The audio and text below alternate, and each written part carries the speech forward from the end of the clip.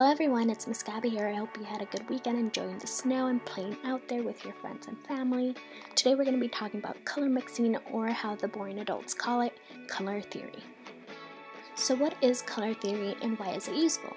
Color theory is a collection of rules and practices that designers, artists, and other creatives use to communicate with an audience, aka us, to appeal to color schemes and other visual effects. To pick the best colors every time, these creatives use the color wheel and refer to extensive knowledge about the human optical ability, psychology, culture, and more. Color mixing is important because it helps you make your own colors. Sometimes you want a bright red or a bright yellow or a toned down green, and you don't have that, but you could easily make it if you have color mixing knowledge. It's also important to have that knowledge so that you can get a better grasp of your artistic vision and what you want to make in your art. Today I'm going to be talking about the basics, so I'm not going to go into a lot of depth about the psychology of colors, but I am going to talk to you about primary, secondary, and tertiary colors. So let's get right to it. In a color wheel, we have three primary colors, and those are red, blue, and yellow, and these are the colors that we use to make other colors, which is why they're called primary colors. Our secondary colors are purple, orange, and green, and these are secondary because we used our primary colors to make them. If you mix red and blue, that makes purple. If you mix yellow and blue, that makes green, and when you mix yellow and red, that makes orange. So we have our primary colors, our secondary colors, and our tertiary colors. Think of it as T for tercero or third. So what are our tertiary colors? Our tertiary colors are the colors that are in between our primary and our secondary colors. So the yellow greens, the yellow orange, the red purple, our blue purple, and our blue green. It's a little hard to see, but I tried to map out where our primary colors are in this chart. And here's our yellow, here's our red, and here's our blue. And here are our secondary colors. Here's our orange, our purple, and our green.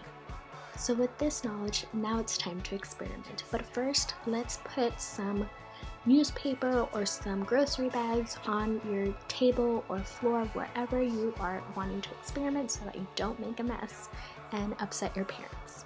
As you can tell, I used an old shopping bag, and by the way, this video is not sponsored by Gap. I used a palette that I got at the dollar store to mix my colors in, but you could always use a plate, a piece of cardboard, or an egg carton. Here I am mixing red with blue and red with yellow to make our secondary color purple and orange. Here's me mixing away and showing you the outcome.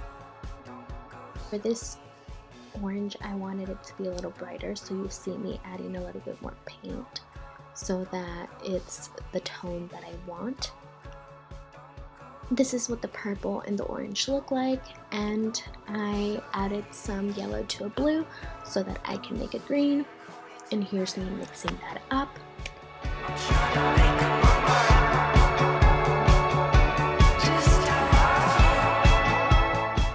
Here's what the green came out to look like.